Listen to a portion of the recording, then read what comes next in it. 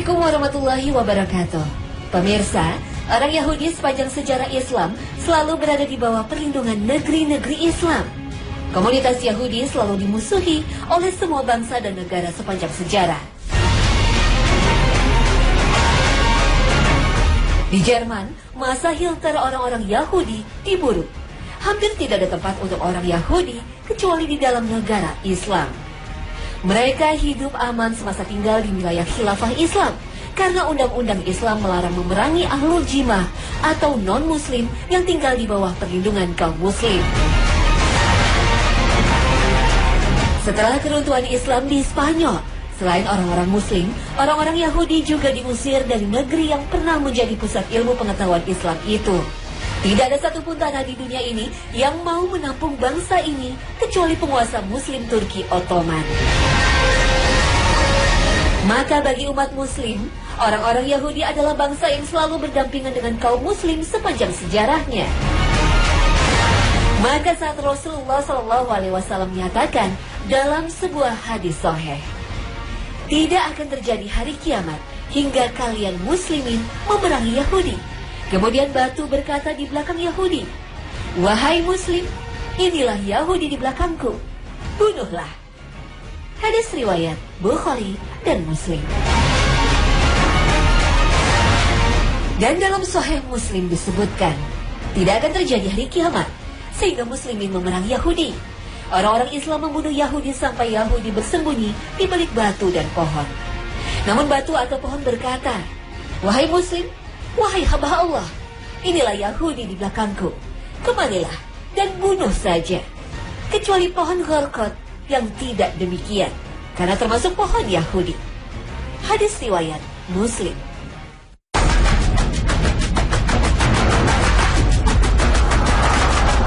Hadis-hadis ini dari segi kekuatan sanadnya termasuk hadis sahih tanpa perbedaan pendapat. Dan termasuk dari tanda-tanda kenabian Rasulullah SAW yang berkaitan dengan mukjizat berkenaan peristiwa yang akan terjadi di masa yang akan datang. Selama 14 abad, hadis ini cukup mengherankan umat Islam. Bagaimana mungkin umat Islam yang selama ini melindungi bangsa Yahudi serta mengharamkan darah mereka lantaran mereka termasuk ahlul jimah, tiba-tiba akan memerangi Yahudi sampai mati. Bahkan batu dan pohon akan memerintahkan umat Islam untuk membunuh mereka juga. Teka-teki hadis ini baru terjawab pada tahun 1948 ketika masyarakat Yahudi dunia menjajah negeri Palestina. Pada tahun 1967 semakin jelas lagi hadis ini. Karena ternyata komunitas Yahudi yang selama 14 abad hidup di bawah perlindungan umat Islam tiba-tiba berubah menjadi liar yang mengakibatkan perang Arab Israel.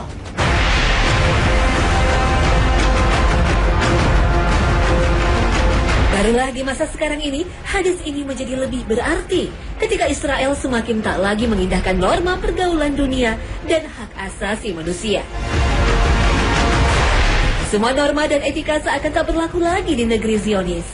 Selain misteri hadis ini di abad 14 Hijriah, hadis kehancuran bangsa Yahudi di akhir zaman sangat tegas menyebutkan kepastian kehancuran bangsa pengingkar Allah dan Nabi ini. Bahkan pohon dan batu pun akan ikut membantu umat Islam dalam menumpaskan mereka. Karena itu, hadis ini sekaligus menjadi penghibur derita dan pelipur lara, serta harapan buat umat Islam yang sempat merasakan kebengisan Yahudi secara lebih nyata. Bahwasannya bangsa Yahudi pasti akan dikalahkan.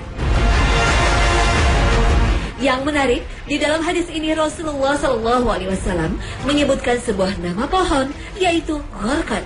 Pohon ini milik Yahudi, sehingga kalau ada Yahudi sembunyi di baliknya dari kejaran umat Islam, pokok pohon ini tidak akan berbicara. Sebaliknya, pokok pohon Gharqad ini akan melindungi Yahudi, karena pokok ini milik mereka.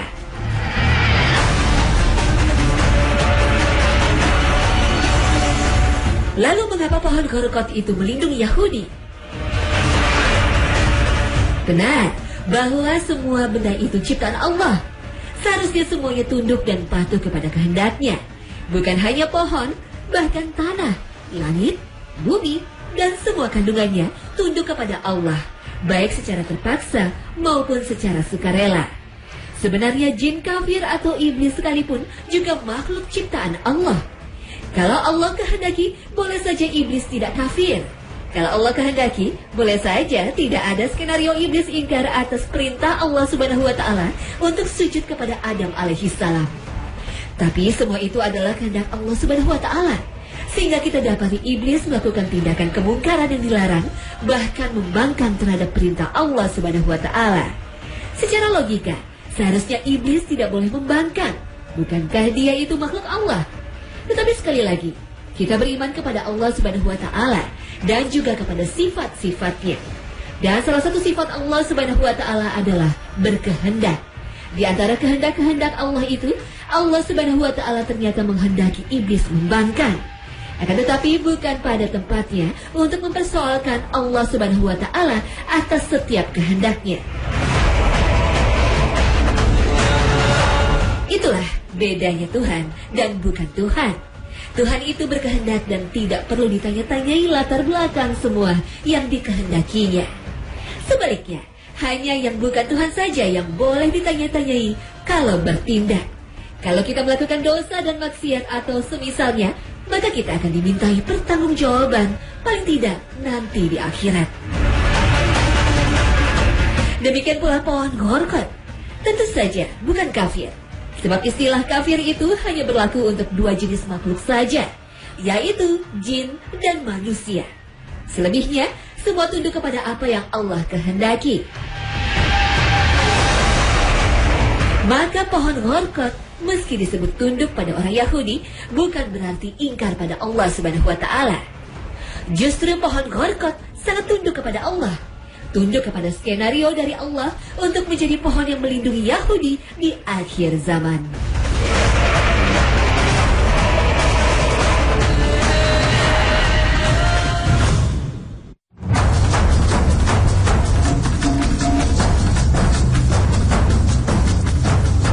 Di antara bangsa-bangsa manusia, tidak ada bangsa yang sekuat Ya'juj Ma'juj, sekejam Ya'juj Ma'juj, dan sebanyak Ya'juj Ma'juj.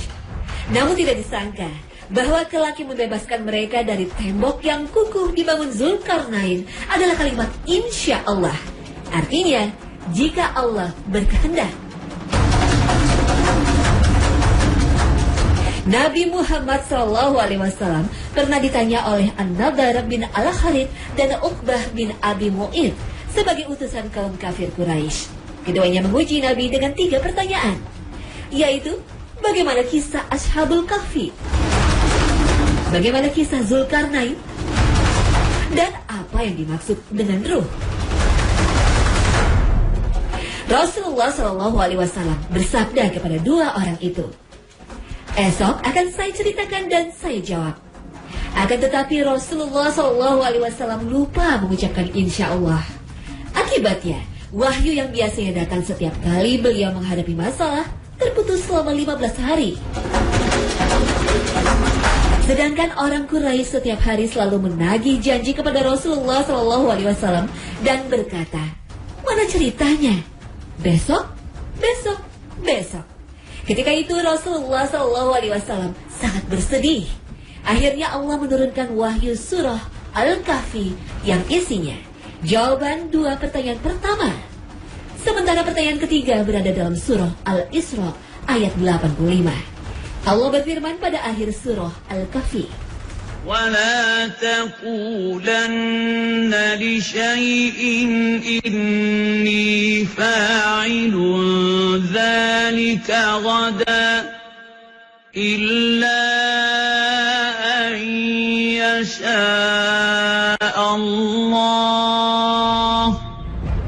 Janganlah kamu sekali-kali mengatakan, sesungguhnya saya akan melakukan hal ini esok, kecuali dengan mengatakan, insya Allah. Al-Quran Surah Al-Kahfi ayat 23 hingga 24.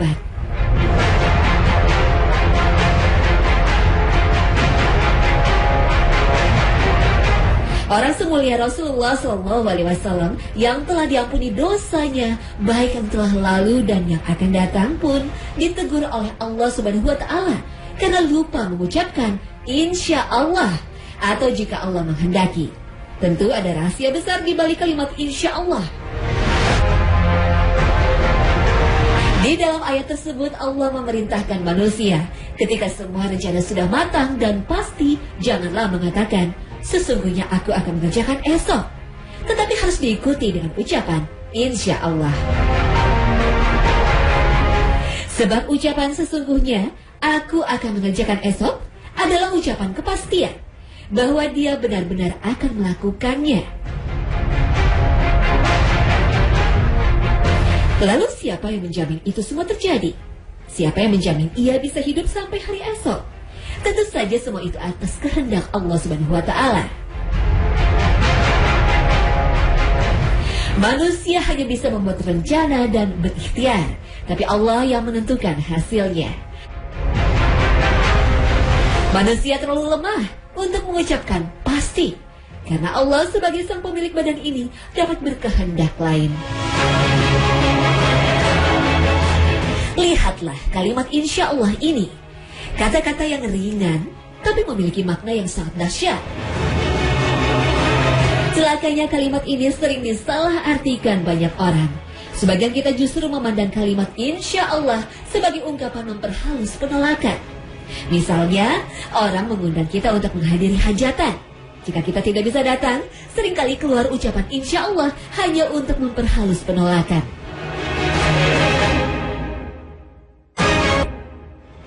Padahal mestinya langsung saja menjawab, maaf saya tidak bisa datang karena ada keperluan.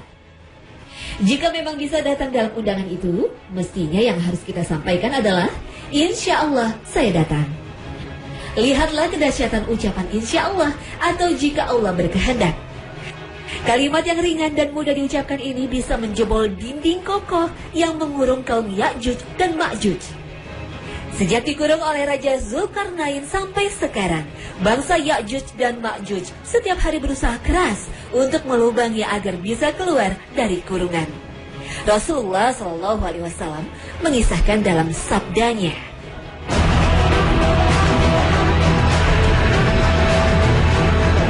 sesungguhnya Ya'juj dan Ma'juj sedang berusaha keras melubangi dinding setiap hari, sampai apabila mereka melihat cahaya matahari, pemimpin mereka berkata, pulanglah, kalian akan melubanginya besok.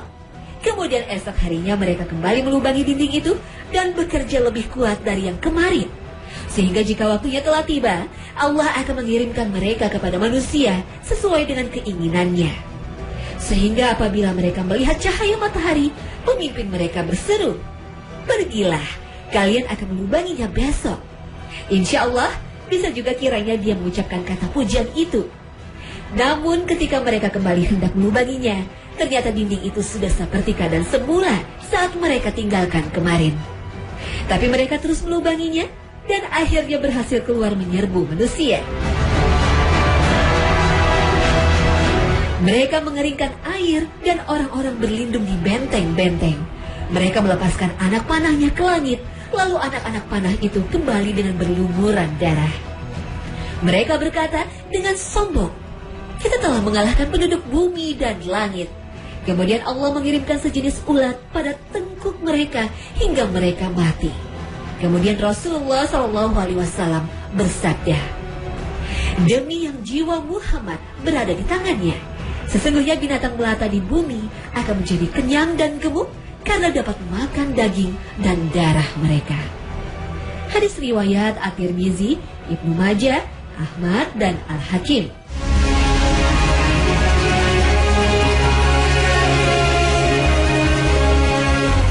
Bangsa Ya'juj dan Ma'juj mungkin saja tidak sengaja mengucapkan kata-kata insya Allah, atau memang diberikan ilham Allah agar mengucapkan kalimat itu. Sehingga lubang yang setiap hari dibuat dan selalu kembali seperti sedia kala, tiba-tiba tetap berlubang hingga akhirnya berhasil keluar dari kurungan setelah pemimpinnya mengucapkan kalimat insya Allah atau jika Allah berkehendak. Kita ini orang beriman. Tentu kata-kata insya Allah atau jika Allah berkehendak memiliki arti dan pengaruh besar alam kehidupan.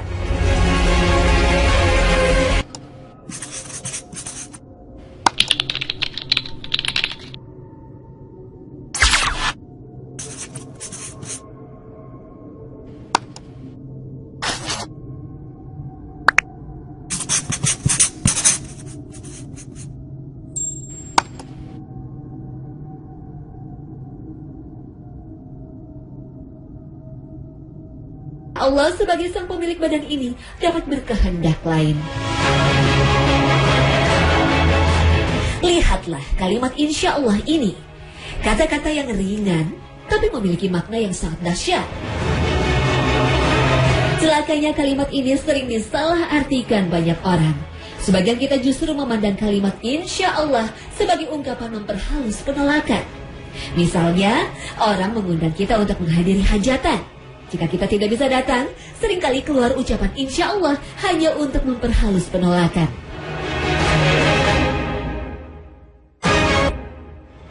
Padahal mestinya langsung saja menjawab, maaf saya tidak bisa datang karena ada keperluan. Jika memang bisa datang dalam undangan itu, mestinya yang harus kita sampaikan adalah, insya Allah saya datang. Lihatlah kedahsyatan ucapan insya Allah atau jika Allah berkehendak. Kalimat yang ringan dan mudah diucapkan ini bisa menjebol dinding kokoh yang mengurung kaum Ya'juj dan Ma'juj. Sejak dikurung oleh Raja Zulkarnain sampai sekarang, bangsa Ya'juj dan Ma'juj setiap hari berusaha keras untuk melubangi agar bisa keluar dari kurungan. Rasulullah SAW mengisahkan dalam sabdanya,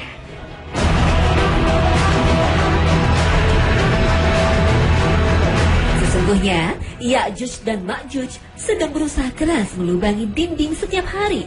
Sampai apabila mereka melihat cahaya matahari, pemimpin mereka berkata, pulanglah, kalian akan melubanginya besok. Kemudian esok harinya mereka kembali melubangi dinding itu dan bekerja lebih kuat dari yang kemarin. Sehingga jika waktunya telah tiba, Allah akan mengirimkan mereka kepada manusia sesuai dengan keinginannya. Sehingga apabila mereka melihat cahaya matahari, pemimpin mereka berseru, pergilah, kalian akan melubanginya besok. Insya Allah, bisa juga kiranya dia mengucapkan kata pujian itu. Namun ketika mereka kembali hendak melubanginya, ternyata dinding itu sudah seperti keadaan semula saat mereka tinggalkan kemarin. Tapi mereka terus melubanginya dan akhirnya berhasil keluar menyerbu manusia. Mereka mengeringkan air dan orang-orang berlindung di benteng-benteng. Mereka melepaskan anak panahnya ke langit. Lalu anak-anak panah itu kembali dengan berlumuran darah. Mereka berkata dengan sombong, kita telah mengalahkan penduduk bumi dan langit. Kemudian Allah mengirimkan sejenis ulat pada tengkuk mereka hingga mereka mati. Kemudian Rasul. Assalamualaikum warahmatullahi wabarakatuh. Pemirsa, orang Yahudi sepanjang sejarah Islam selalu berada di bawah perlindungan negeri-negeri Islam. Komunitas Yahudi selalu dimusuhi oleh semua bangsa dan negara sepanjang sejarah. Di Jerman, masa Hitler orang-orang Yahudi diburu. Hampir tidak ada tempat untuk orang Yahudi kecuali di dalam negara Islam. Mereka hidup aman semasa tinggal di wilayah khilafah Islam karena undang-undang Islam melarang memerangi ahlul jimah atau non-muslim yang tinggal di bawah perlindungan kaum muslim. Setelah keruntuhan Islam di Spanyol, selain orang-orang Muslim, orang-orang Yahudi juga diusir dari negeri yang pernah menjadi pusat ilmu pengetahuan Islam itu. Tidak ada satupun tanah di dunia ini yang mau menampung bangsa ini kecuali penguasa Muslim Turki Ottoman. Maka bagi umat Muslim, orang-orang Yahudi adalah bangsa yang selalu berdampingan dengan kaum Muslim sepanjang sejarahnya. Maka saat Rasulullah SAW menyatakan dalam sebuah hadis sahih, tidak akan terjadi hari kiamat hingga kalian muslimin memerangi Yahudi. Kemudian batu berkata di belakang Yahudi, wahai muslim, inilah Yahudi di belakangku, bunuhlah. Hadis riwayat Bukhari dan Muslim. Dan dalam Sahih Muslim disebutkan, tidak akan terjadi hari kiamat sehingga muslimin memerangi Yahudi. Orang-orang Islam membunuh Yahudi sampai Yahudi bersembunyi di balik batu dan pohon. Namun batu atau pohon berkata, wahai muslim, wahai hamba Allah, inilah Yahudi di belakangku, kemarilah dan bunuh saja. Kecuali pohon Gharqad yang tidak demikian, karena termasuk pohon Yahudi. Hadis riwayat Muslim.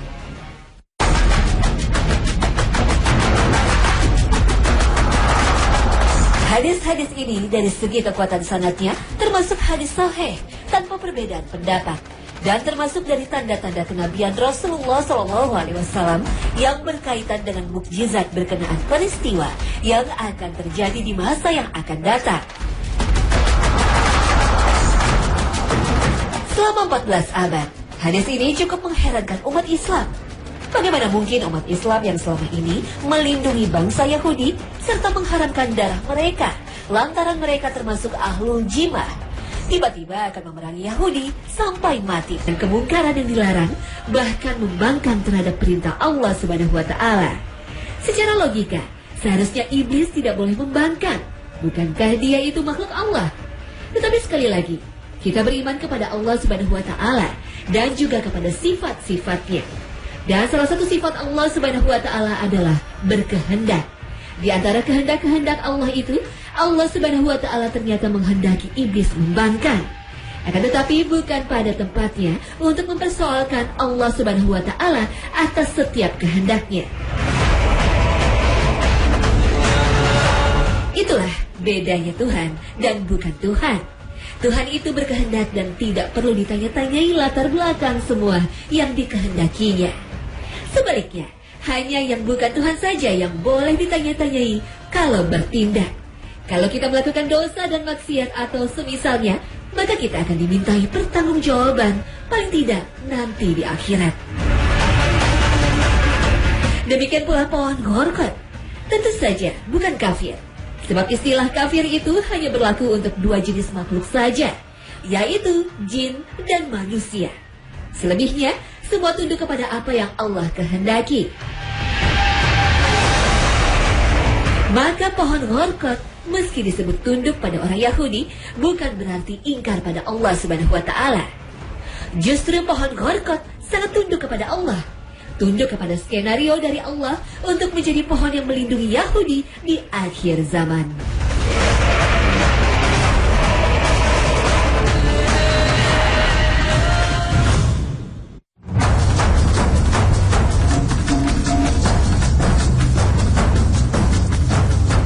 Di antara bangsa-bangsa manusia, tidak ada bangsa yang sekuat Ya'juj Ma'juj, sekejam Ya'juj Ma'juj, dan sebanyak Ya'juj Ma'juj.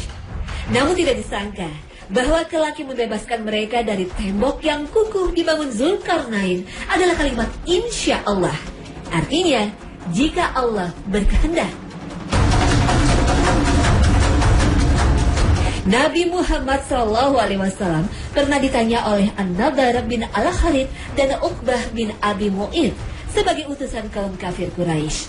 Keduanya menguji Nabi dengan 3 pertanyaan, yaitu bagaimana kisah Ashabul Kahfi, bagaimana kisah Zulkarnain, dan apa yang dimaksud dengan ruh.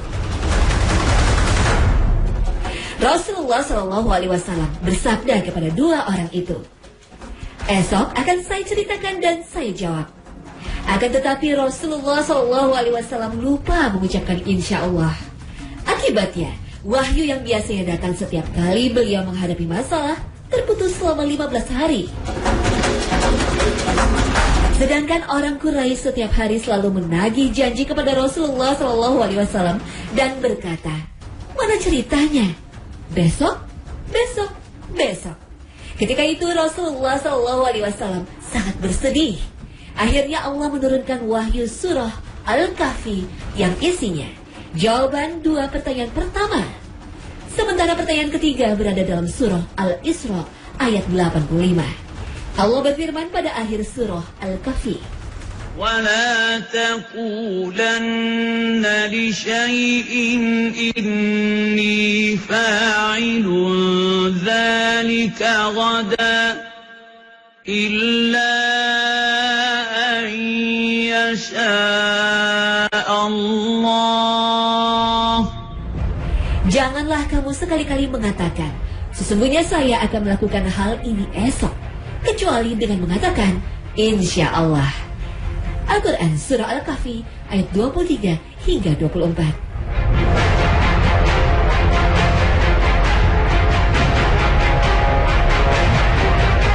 Orang semulia Rasulullah SAW yang telah diampuni dosanya, baik yang telah lalu dan yang akan datang pun ditegur oleh Allah Subhanahu wa Ta'ala karena lupa mengucapkan insya Allah atau jika Allah menghendaki. Tentu ada rahasia besar di balik kalimat insya Allah. Di dalam ayat tersebut Allah memerintahkan manusia ketika semua rencana sudah matang dan pasti, janganlah mengatakan sesungguhnya aku akan mengerjakan esok, tetapi harus diikuti dengan ucapan insya Allah. Sebab ucapan sesungguhnya aku akan mengerjakan esok adalah ucapan kepastian bahwa dia benar-benar akan melakukannya. Lalu siapa yang menjamin itu semua terjadi? Siapa yang menjamin ia bisa hidup sampai hari esok? Tentu saja semua itu atas kehendak Allah Subhanahu wa Ta'ala. Manusia hanya bisa membuat rencana dan berikhtiar, tapi Allah yang menentukan hasilnya.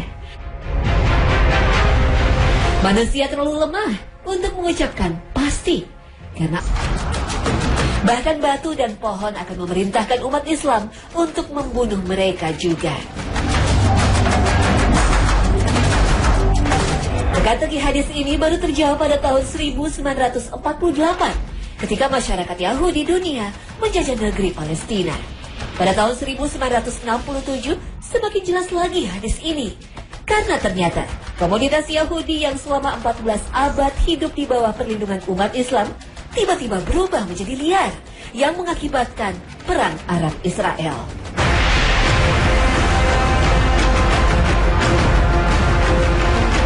Barulah di masa sekarang ini, hadis ini menjadi lebih berarti ketika Israel semakin tak lagi mengindahkan norma pergaulan dunia dan hak asasi manusia. Semua norma dan etika seakan tak berlaku lagi di negeri Zionis. Selain misteri hadis ini di abad 14 Hijriah, hadis kehancuran bangsa Yahudi di akhir zaman sangat tegas menyebutkan kepastian kehancuran bangsa pengingkar Allah dan Nabi ini. Bahkan pohon dan batu pun akan ikut membantu umat Islam dalam menumpaskan mereka. Karena itu, hadis ini sekaligus menjadi penghibur derita dan pelipur lara, serta harapan buat umat Islam yang sempat merasakan kebengisan Yahudi secara lebih nyata, bahwasanya bangsa Yahudi pasti akan dikalahkan. Yang menarik, di dalam hadis ini Rasulullah SAW menyebutkan sebuah nama pohon, yaitu Gharqad. Pohon ini milik Yahudi, sehingga kalau ada Yahudi sembunyi di baliknya dari kejaran umat Islam, pokok pohon ini tidak akan berbicara. Sebaliknya, pokok pohon Gharqad ini akan melindungi Yahudi, karena pokok ini milik mereka.